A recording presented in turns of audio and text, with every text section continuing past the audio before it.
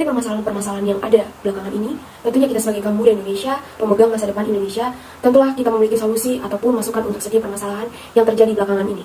Nah, kali ini saya akan bertanya kepada teman saya, Misko, bagaimana pandangan kamu terhadap pemahaman kaum muda Indonesia tentang budaya Indonesia? Dan apa yang terlintas di pikiran kamu ketika mendengar tentang budaya Indonesia? Baiklah, saya akan memberikan jawaban serta pendapat saya mengenai pertanyaan yang diberikan oleh Putri. Bagaimana pandangan saya terhadap pemahaman generasi muda akan budaya Indonesia? Menurut pandangan saya, mengenai pemahaman generasi muda akan budaya Indonesia adalah sangatlah kurang. Dikarenakan pada zaman sekarang, para generasi muda lebih mengkopi budaya luar daripada budaya yang ada di Indonesia. Lalu, apa yang terlintas di pikiran saya ketika mendengar budaya Indonesia? Yang terlintas di pikiran saya mengenai budaya Indonesia adalah banyaknya bahasa, tarian, serta nyanyian yang ada di Indonesia. Dikarenakan Indonesia memiliki beribu-ribu pulau, sehingga banyak juga budaya yang ada di tiap pulau-pulau tersebut. Sekian dari pendapat saya. Wah, sebuah jawaban dan pendapat yang bagus ya. Terima kasih, Misko.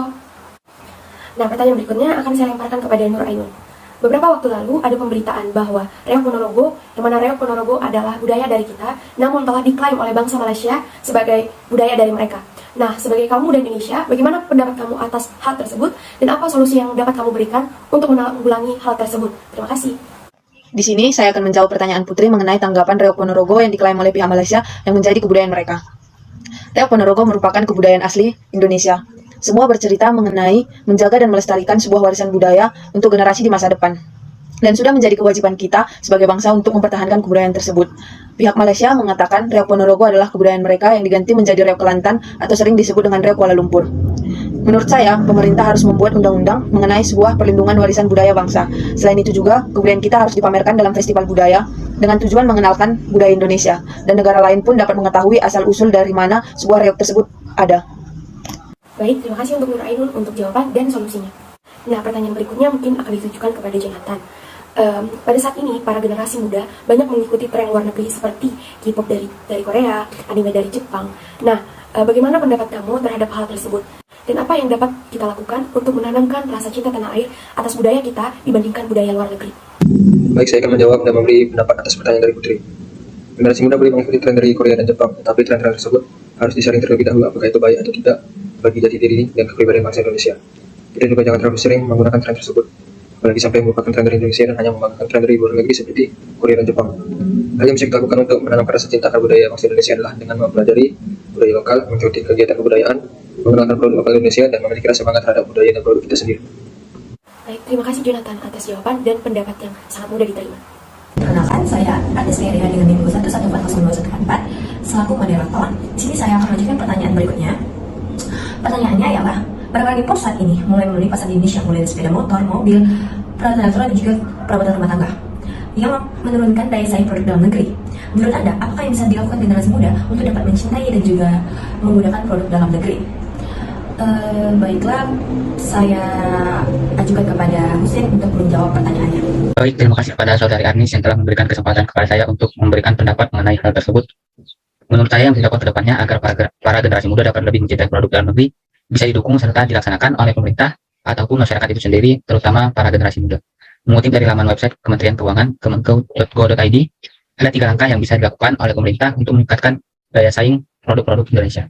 Yaitu yang pertama, kita harus membuat ekonomi kita semakin kompetitif, semakin berdaya saing dengan fokus pada core bisnis yang sedang dijalankan, serta memperkuat sektor yang menjadi keunggulan kita saat ini. Kemudian yang kedua yaitu mempercepat pembangunan infrastruktur agar dapat meningkatkan efisiensi serta menurunkan biaya logistik sehingga dapat mengurangi ongkos kirim barang dan menurunkan harga barang atau jasa.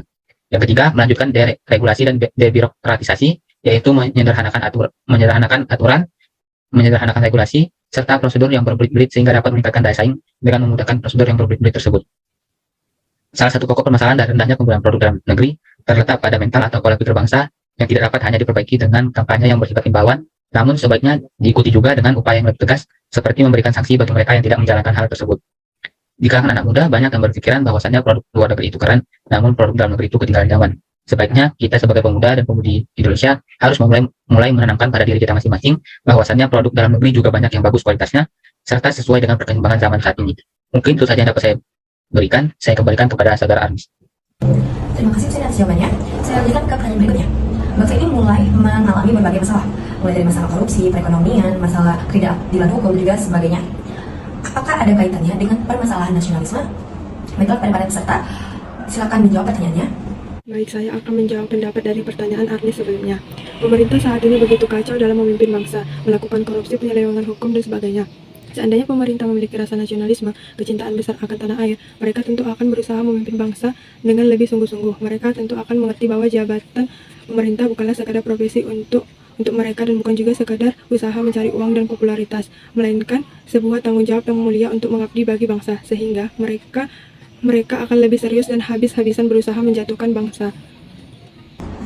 Terima kasih atas jawabannya. Saya lanjutkan ke pertanyaan berikutnya.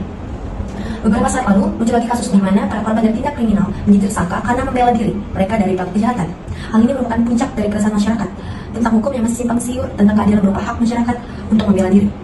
Nah, berikan opini kamu tentang apa yang seharusnya dilakukan agar kasus tersebut tuntas dan tidak terjadi lagi keresahan. Baiklah, saya akan ajukan pertanyaan jawabannya kepada Randi untuk menjawab pertanyaannya. Assalamualaikum warahmatullahi wabarakatuh. Terima kasih kepada moderator atas saya kesempatan untuk memberikan opini tentang kasus tersebut. Baiklah, berdasarkan pertanyaan tadi, memang kasus tersebut baru saja booming kembali setelah bertahun-tahun terpendam. Kasus itu ya ketika kita sebagai seorang korban dari pelaku begal menjadi tersangka karena kita melakukan tindak kekerasan kepada begal tersebut, bahkan sampai merenggut nyawa si begal tersebut. Nah, dari itu muncul keresahan masyarakat tentang ketidakadilan yang seharusnya didapatkan oleh kita sebagai masyarakat, karena kita kan sebagai korban seharusnya merasa diadili. Nah, menurut pendapat saya bahwa sebenarnya dalam kasus ini hukum itu tidak memiliki kesalahan sedikit pun, karena yang sudah tertera dalam pasal 49 ayat 1 dan 2 yang menjelaskan tentang kita itu dapat melakukan pembelaan diri ketika kita memang sedang dalam keadaan darurat. Namun ketika kita masih bisa melakukan penghindaran supaya kita bisa melakukan hal tersebut, tapi jika kita dalam kondisi yang darurat, mau tidak mau kita harus melakukan pembelaan diri. Nah, kesalahan yang booming sosial media baru-baru ini sebenarnya itu dikarenakan ketidakbecusan oknum-oknum yang memiliki wewenang untuk menyelesaikan masalah tersebut, seperti oknum-oknum polisi yang tidak bisa menyelesaikan hasil dari kasus tersebut secara benar, sehingga muncul keresahan dari masyarakat. Terima kasih Randi atas jawabannya. Baik, pertanyaan selanjutnya akan saya lemparkan kepada Sela. Bagaimana konsep nasionalisme yang mudah dipahami dan mudah diterima oleh kaum milenial saat ini, dan apa saja langkah-langkah yang dilakukan oleh pemerintah untuk memupuk sikap nasionalisme bagi kaum milenial pada saat ini? Terima kasih. Baik, saya akan memberikan tanggapan serta jawaban atas pertanyaan dari Arnis. Strategi apa yang tepat dan efisien dalam upaya menumbuh kembangkan kembali nasionalisme di era kontemporer saat ini? Nah, menurut saya ada 4 strategi yang dapat dilakukan untuk meningkatkan rasa nasionalisme di kalangan generasi muda atau di era kontemporer saat ini, yaitu yang pertama, menguatkan kembali nasionalisme di level pendidikan formal, seperti muatan nilai-nilai Pancasila yang wajib diberikan dan wajib diamalkan. Yang kedua, pengetahuan sejarah tentang pahlawan kemerdekaan Indonesia wajib diajarkan kembali kepada peserta didik di semua jenjang pendidikan formal. Diharapkan generasi muda dapat mengetahui dan memahami begitu besarnya jasa para pahlawan kemerdekaan untuk bangsa Indonesia.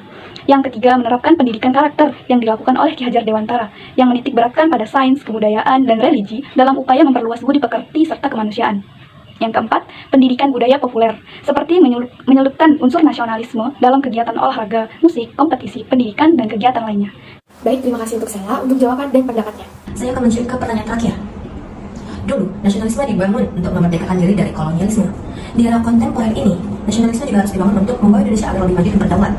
Oleh karena itu, strategi apa yang tepat dan efisien dalam membangun dalam upaya menumbuh kembangkan nasionalisme di era kontemporer ini? Baiklah, pada peserta yang ingin menjawab, silakan jawab pertanyaan berikut. Baik, saya akan menjawab dan memberikan pendapat dari pertanyaan yang diberikan oleh Arnis sebelumnya. Jadi, usaha yang dapat kita lakukan sebagai generasi muda untuk menghentikan praktik korupsi di Indonesia, yaitu yang pertama, aktif dalam melakukan segala tindakan yang berbau korupsi, baik di lingkungan sekolah maupun lingkungan keluarga. Kenapa lingkungan sekolah dan lingkungan keluarga? Karena itu dimulai dari lingkungan yang terkecil, sehingga kita dapat menerapkannya untuk masuk ke lingkungan yang lebih besar. Yang kedua yaitu menerapkan sikap anti korupsi dalam diri hingga lingkup organisasi, karena tindakan tersebut dilakukan oleh diri kita sendiri, sehingga kita harus menanamkan sikap anti korupsi untuk menghindari terjadinya korupsi pada diri kita sendiri. Yang terakhir yaitu menanamkan rasa tanggung jawab dan menekankan kejujuran dalam segala hal. Mengapa demikian? Karena suatu tindakan korupsi merupakan suatu ketidakjujuran atau ketidaktanggung-jawaban dalam melakukan sesuatu kewajibannya, sehingga dengan kita menanamkan rasa tanggung jawab dan menekankan kejujuran akan mengurangi diri kita terhindar dari tindakan korupsi yang dapat merugikan banyak orang. Baik, itu saja pendapat yang dapat saya berikan. Semoga dapat dipahami. Terima kasih. Terima kasih atas jawabannya. Baiklah, kita sudah sampai di penghujung acara Focus Group Discussion kali ini. Terima kasih juga kepada para peserta yang telah ikut hadir dalam Focus Group Discussion. Dan mohon maaf jika ada salah tutur kata dari saya maupun rekan saya Putri. Saya akhiri. Wassalamualaikum warahmatullahi wabarakatuh.